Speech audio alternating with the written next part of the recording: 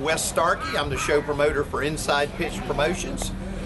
This is our second time in Salisbury at the big show at the West End Plaza Event Center. We're very happy that to be back again, and we've been ecstatic over the crowd. We've had a huge crowd today. We thought the rain might put a damper on things a little bit, and actually we were pretty fortunate. It looked like it drove a lot of them inside.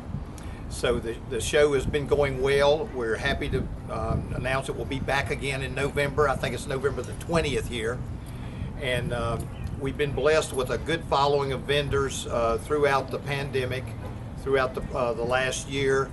We followed the protocol and the safety things we have to do at each show. And the Hickory Metro Convention Center has been very good to us.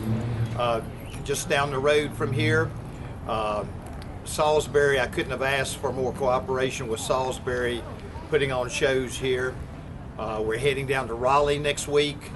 We're just excited about what's been going on in North Carolina, and I think the collecting craze has been phenomenal for our business, and we're very happy that we're going to have an opportunity to probably continue that craze for the next few months, if not even into next year.